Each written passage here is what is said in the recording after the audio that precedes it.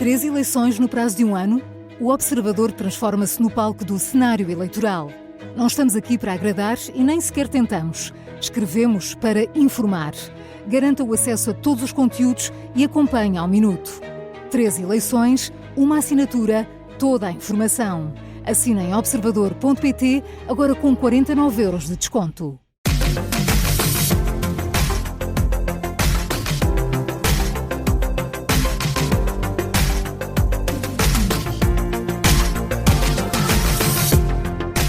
Bem-vindo ao Brainstorming, o magazine semanal da Rádio Observador, onde as boas ideias não se perdem, nem sequer num apagão.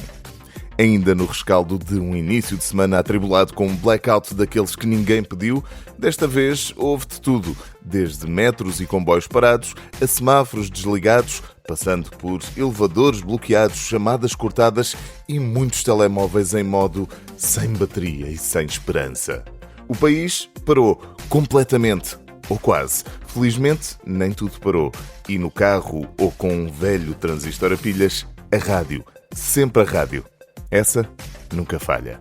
Por aqui, no Brainstorming, a energia é renovável e criativa. E esta semana recebemos Rui Pinto Lopes, CEO da Pinto Lopes Viagens, para nos falar de viagens pensadas com tempo, sentido e memória.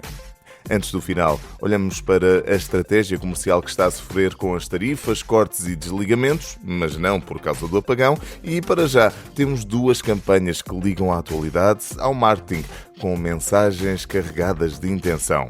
Uma que dá voz aos managers sobrecarregados e outra que faz um paralelo entre o burnout humano e o ambiental. Vamos a isto?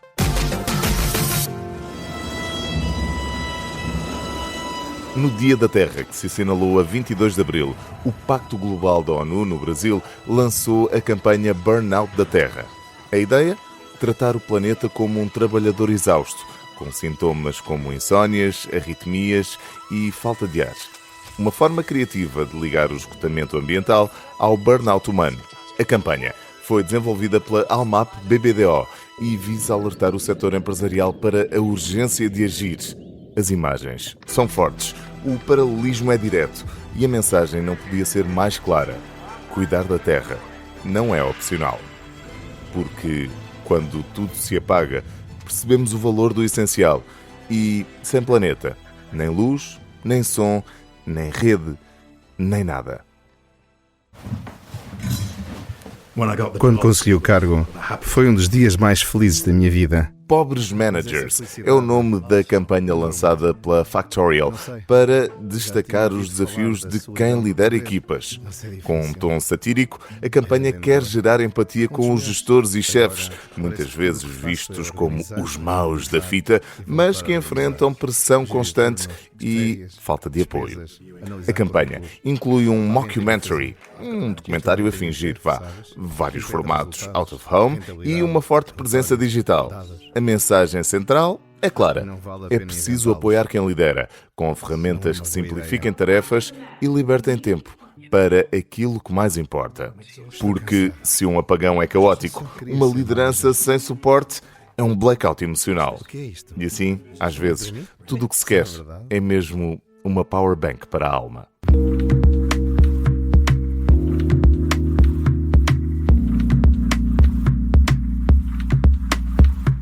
Nesta edição do Brainstorming temos o prazer de conversar com Rui Pinto Lopes, CEO da Pinto Lopes Viagens, uma marca caracterizada e característica pelas viagens de autores e são também viagens com autores. Os próprios autores das viagens também entram nas viagens. Se calhar começo por aqui. Rui, bem-vindo. Olá. Ou os autores são vocês próprios? Como é que funciona este conceito das viagens de autor? Até podíamos ser. Depois de descobrir mais de uma centena de países e viajar todo o mundo praticamente, também já podia ser um autor, mas não. Inveja. Não, inveja, essa coisa feia, não. Não, esta é da boa.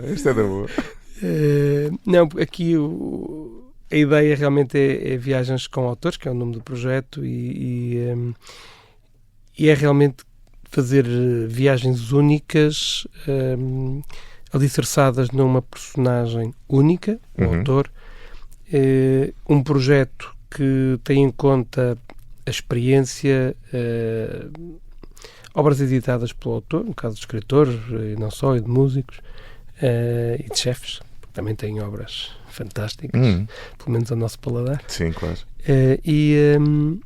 Desenhadas em conjunto pelo autor e pela equipa da Pinto Lopes, e depois com essa grande particularidade que é o acompanhamento pelo próprio autor. Ou seja, eu posso ir visitar e provar as iguarias de um restaurante Michelin com o chefe Henrique Sapessoa, como posso ir assistir a um balé, uma ópera, um concerto de música clássica com o maestro Rui Macena, posso ir descobrir a Namíbia, a Itália, a Ásia, praticamente todo o mundo com o Gonçalo Cadilho. E estes são autores que já programaram viagens convosco e que já realizaram estas viagens, certo? Sim, naturalmente, assim como podemos ir à Coreia do Norte com o José Luís Peixoto, baseado na sua obra Dentro do Segredo. Sim. Que foi por aqui que começou a experiência com o José Luís Peixoto em 2013.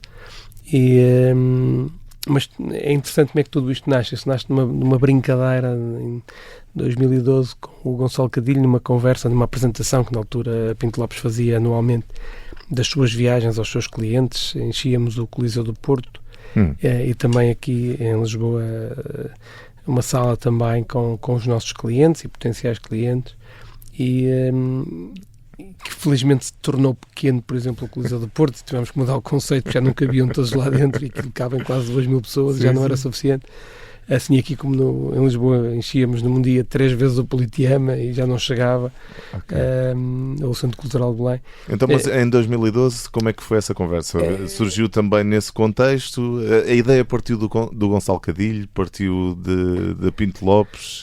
Um mix. O Gonçalo é um amigo e nesse ano, recordo-me, foi uma conversa em palco entre o meu pai, fundador da empresa, e o Gonçalo, que em palco conversaram sobre experiências ímpares nas suas viagens e foi hilariante. Era suposto demorar meia hora, demorou 1h30 e ninguém queria que saíssem de palco.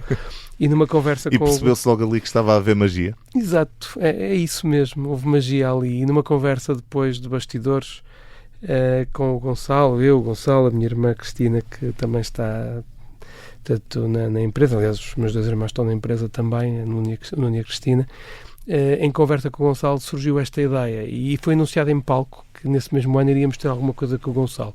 E tivemos, em outubro, foi uma viagem para a Itália que no espaço de 24 horas esgotou, abrimos segunda, terceira e depois percebemos, calma, é melhor esperarmos e só para o ano é que volta a existir viagens destas para ser um produto exclusivo, que é uma das marcas. Têm ideia ou sabem exatamente quantas viagens com autores é que já realizaram até agora? Não, só vendo, são muitas. São muitas. Nós temos cerca de uns 12, 15 autores, desde da área da egiptologia, desde historiadores, escritores, chefes, maestros. E é assim que se diferenciam no mercado? É uma das...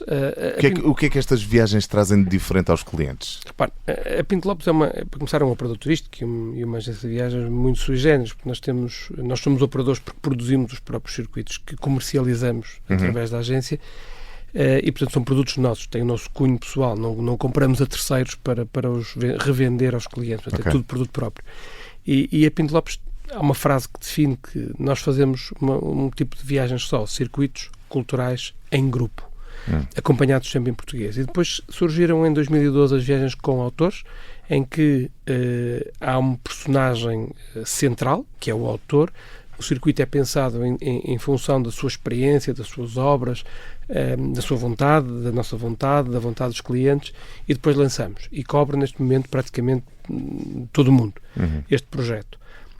E, portanto, vamos diferenciando o tipo, a temática. Repare, amanhã podemos ter uma... E esse autor vai sempre nas viagens com o grupo? Sempre. Isso é ponto assente. Repare, amanhã podemos ter uma exposição em Paris, por exemplo, Picasso, já aconteceu, e automaticamente criamos uma viagem nova com o Vasco Medeiros, que é um artista plástico, que é um dos nossos autores e que é uma pessoa das artes e pelas artes, que tem atrás de si uma legião de fãs que enche, como de repente vamos 3 dias a Paris para ver a Nuit Blanche. E como é que há um standard, por assim dizer, de criação destes percursos? Ou seja, contactam o autor e o autor diz, olha, acho que devíamos ir aqui ou ali, ou já têm ideia de um destino e vão à procura de um autor que faça fit? Ou funciona das duas formas? As duas formas. Okay. As duas formas. Os nossos autores são extremamente proativos, estão sempre a pensar fora da caixa, em criar novas viagens. Assim como também somos sondados por novos potenciais autores. Temos que analisar, porque temos um público muito específico.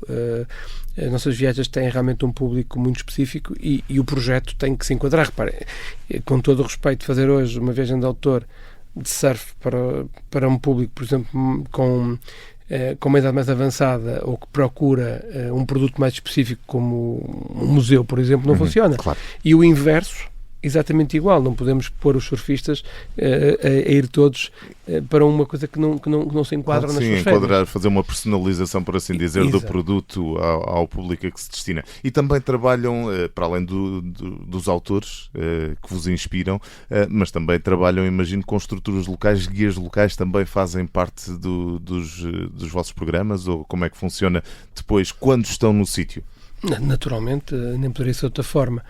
Ou seja, o autor vai na viagem, muitas vezes também o nosso guia da Pinto Lopes vai também a acompanhar e a tratar da parte logística, e depois localmente temos os guias locais, nem poderia ser de outra maneira, até porque aportam uma série de informação, claro. e também a experiência local, que é fundamental, a par com a experiência do local que o autor já tem.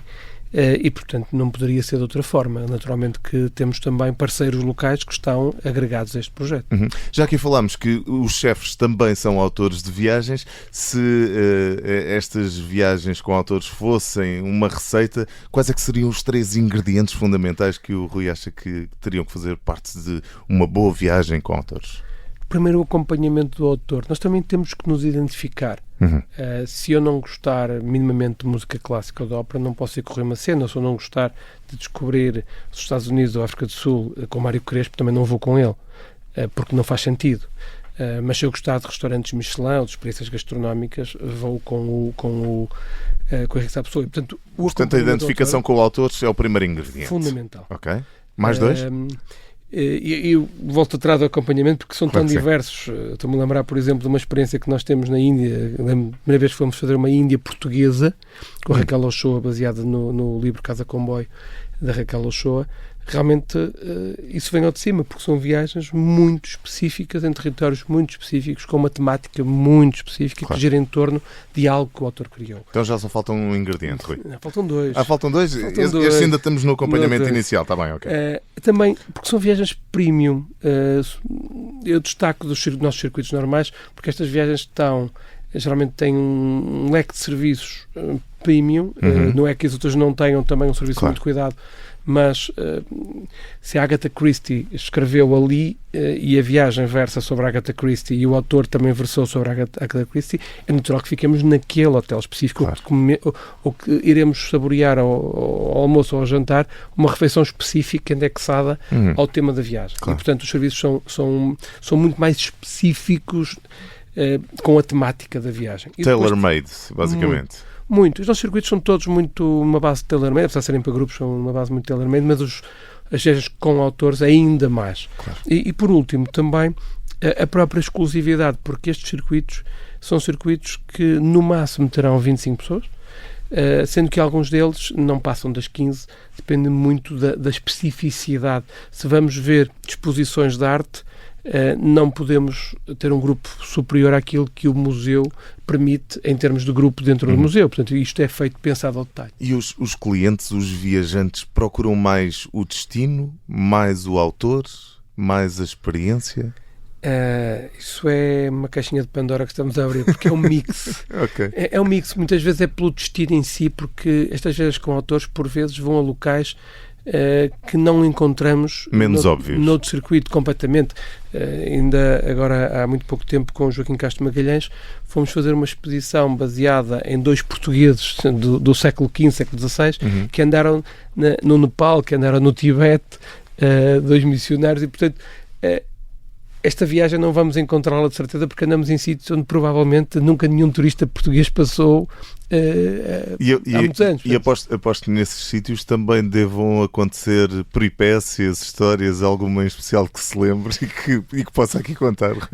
São muitas, não, estaríamos aqui uma tarde inteira a falar, um dia inteiro, porque realmente acontecem muitas peripécias, até porque muitas destas viagens vão para sítios muito pouco explorados turisticamente. Claro. Não são todas. Mas não se lembra de nenhuma história, algo curioso que tenha acontecido e que seja rápido de contar? Eu estou-me a lembrar de uma situação que aconteceu, era eu que estava a acompanhar o grupo juntamente com o Rui Macena, em Linz, na Áustria. Recordo-me que fizemos uma viagem ali pela Áustria, baseada no Mozart, e nessa noite Portugal jogou contra a seleção alemã e perdemos 6 ou 5 ou 6, foi aqui há uns anos. Okay. Recordo-me disso.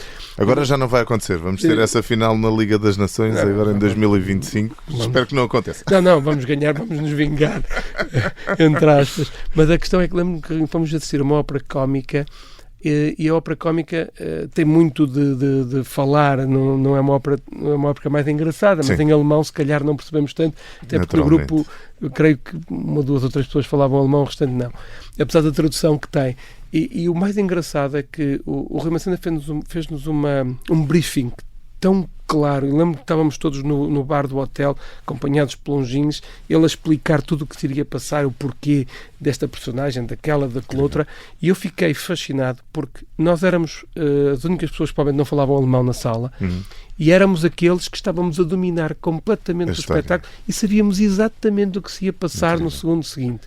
Só não sabíamos uma coisa, é que no meio eles meteram uma piada sobre o jogo de Portugal e só percebemos porque falaram em Portugal e nós percebemos a palavra e desatou-se tudo a rir e nós fizemos logo a ideia do que é que seria. Isso estava fora do script. Mas qual é que é?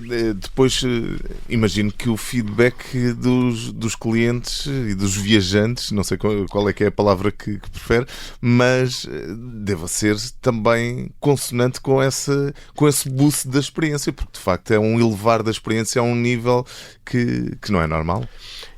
Isto é a essência das viagens com autores. O que é que os clientes dizem quando acabam uma viagem? É uma experiência. Isto não é uma viagem, não são turistas, são viajantes, como disse bem, e isto são experiências. O que se pretende precisamente aqui com as viagens com autores são experiências, é nós realmente vivermos o local de uma forma completamente diferente daquela que viveríamos se fôssemos sozinhos, se fôssemos numa viagem individual ou se fôssemos numa viagem entre aspas de turistas. Mas sempre com uma componente muito forte também de respeito pelos locais que visitam, também a nível ambiental, pelo que sei, não é? Sim. Tem essa preocupação com o ambiente com o meio ambiente dos sítios que visitam.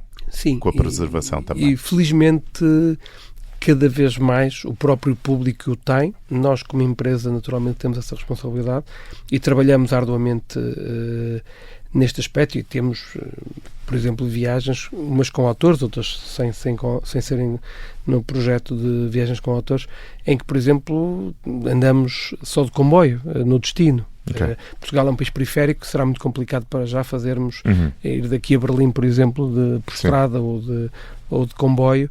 Poderá ser possível no futuro, com o desenvolvimento de novas plataformas e comboios mais rápidos, mas para já é difícil. Mas depois no local, agora lançamos uma viagem que vai a Paris, de Paris vai de TGV, o novo comboio que faz de dia entre Paris e Berlim, e depois estamos em Berlim e tentamos fazer isto. Portanto, tem essa preocupação também na programação, ainda que o avião possa ser, ou é de forma geral incontornável para alguns destinos, mas nos destinos mais próximos, por assim dizer, tem essa preocupação. E mesmo nos mais longínquos, no terreno, depois claro, na programação diária. Existe esta programação e cada vez mais, felizmente também o público está cada vez mais sensível à temática. Isto é uma questão geracional, os nossos filhos serão muito mais ecológicos que nós e os nossos netos ainda mais ecológicos que nós. Diria que é uma tendência?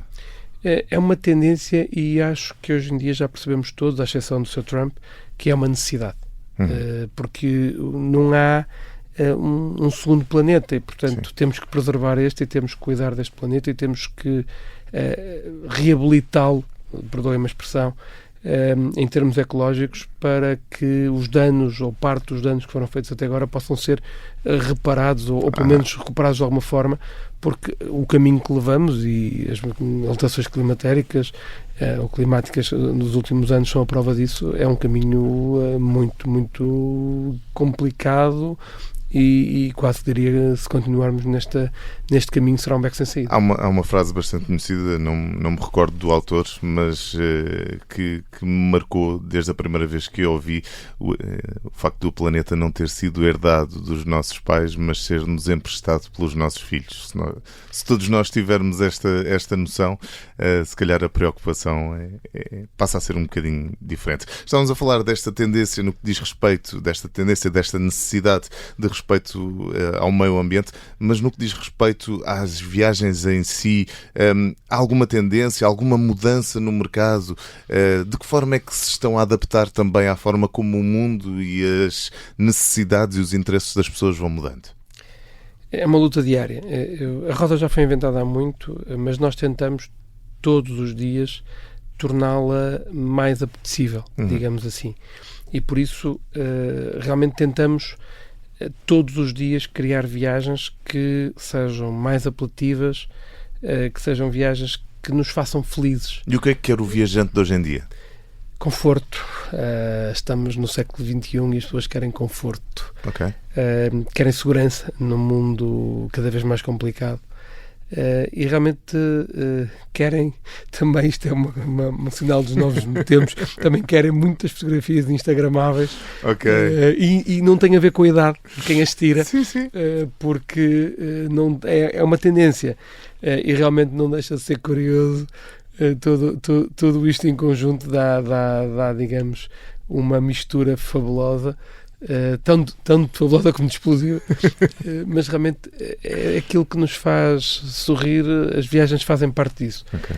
Eu viajo desde muito cedo. Aliás, comecei a viajar com o meu pai internacionalmente aos 5 anos e temos que recuar algumas décadas, claro. Portanto, e não era tão fácil viajar naquele tempo como é hoje, e realmente é aquilo que me dá prazer. É uma das coisas que me dá muito prazer é viajar. E gosto, e o destino que eu mais gosto é sempre o próximo, é a descoberta. Mas ainda agora falávamos aqui de conforto, não há conforto como o de casa, pois não? Há conforto diferente. Então é isso que diria a quem não quer sair de casa, quem não gosta de sair dessa zona de conforto. Porque é que essas pessoas que não gostam muito de sair da sua bolha devem, por exemplo, embarcar numa viagem com o autor? Nós não conseguiremos nunca ter uma perspectiva mais abrangente, conseguirmos entender melhor o mundo e o porquê das coisas se não viajarmos. Eu, por exemplo, enquanto pai, preocupo-me que os meus filhos viajem para poderem ter a capacidade crítica e de observação e de análise muito mais abrangente do que aquele que não sai da sua zona de conforto, do seu território. E por isso há muitas formas de fazer uma mesma coisa. A forma como nós comemos aqui em Portugal é diferente de França, é diferente da Alemanha, os ingredientes, os pratos, é muito diferente da África, é diferente da Ásia. Os cheiros, tudo. E, portanto, se nós não provarmos todas estas fórmulas e estas formas, nós continuamos limitados àquilo que nós conhecemos, ao pouco que conhecemos. E por isso viajar é abrir horizontes, é tornar-nos maiores e melhores, é tornar-nos mais tolerantes, mais conhecedores, mais abertos à mudança e muitas vezes à correção daquilo que fazemos, porque há uma forma melhor ou pelo menos mais eficaz ou ecologicamente mais sustentável de o fazer. E por isso viajar é fundamental. Não é só pelo prazer em si da viagem, do ir e do voltar, é também pelo prazer do descobrir, do desconhecido, e por isso todas aquelas pessoas que gostam de estar na sua zona de conforto não é a solução. Torna-nos mais pequenos, torna-nos... Quando ganhamos mundo ficamos maiores e mais completos. Muito, muito maiores. Aliás, eu costumo dizer, então, de brincadeira e sem qualquer conotação política, não me levem para aí, por favor, que todas as pessoas, todos os decisores, e não é só na política, todos os decisores deveriam forçosamente viajar bastante antes de serem decisores, porque conhecer o mundo e conhecer perspectivas de uma mesma matéria diferentes perspectivas do mesmo assunto, abre horizontes e torna-nos mais capazes de tomar decisões. E não só. Mas, portanto, eu costumo dizer isto então de brincadeira, porque realmente viajar torna-nos maiores. Rui, a nossa viagem está quase a chegar ao fim. Antes disso, e tal como faço a todos os nossos convidados, faço-lhe também um desafio. Que música é que associaria às viagens com o autor da Pinto Lopes Viagens e porquê? Há uma? Se calhar estava para fazer um álbum, não é? Mas ia dizer? Eu diria What a Wonderful World. Okay. Porquê? Porque o mundo é realmente isso. O mundo é espetacular, é maravilhoso, é brutal. E também porque esta música nos traz a importância das relações humanas, da descoberta, da partilha. Do respeito. Também. E por isso, tudo somado, isto faz também parte dos pilares com que criamos as viagens com autores e por isso, e todas as viagens em geral que a Pinto Lopes Viagens cria, e por isso será talvez a música mais indicada para este momento. Rui Pinto Lopes, CEO da Pinto Lopes Viagens, obrigado por ter vindo ao Brainstorming e continuação de boas viagens, com o autor ou sem eles, que sejam boas viagens. Obrigado, é um prazer imenso. The dark sacred night, and I think to myself, what a wonderful world.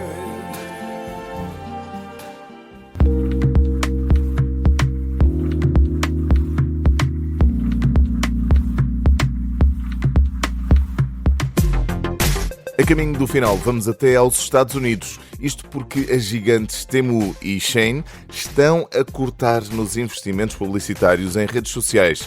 Estão-se a antecipar o impacto das novas tarifas impostas pela administração Trump. Além disso, já anunciaram também um aumento de preços nos seus produtos. As medidas afetam também as plataformas como o Facebook e o YouTube, que veem as suas receitas cair. Com menos publicidade e mais restrições, o modelo de e-commerce barato e global pode estar a perder energia. Uma lição que se pode tirar daqui e da segunda-feira desta semana é que, às vezes, tudo está ligado, até deixar de estar. E sem corrente, não há scroll, nem compra, nem faturação para esta malta. Esta semana foi sem dúvida marcada pelo blackout, ou apagão, como queiram, mas por aqui houve energia criativa em alta. Falámos de gestão, de sustentabilidade e de estratégia em tempos de crise. E na entrevista com Rui Pinto Lopes, viajamos por memórias, destinos e ideias que ligam pessoas, lugares e experiências. Voltamos para a semana, terça-feira, às 13h30 da tarde, sempre ligados ao essencial. Criatividade, comunicação e conteúdo com propósito. Também estamos em podcast. Não se esqueça, basta pesquisar por Brainstorming no site do Observador ou na sua plataforma favorita. Com a ajuda à produção da Inês Neto e a sonoplastia do Bernardo Almeida, eu sou o Hugo Silva e até à próxima edição, lembre-se, quando tudo falha, a rádio fica e a criatividade também.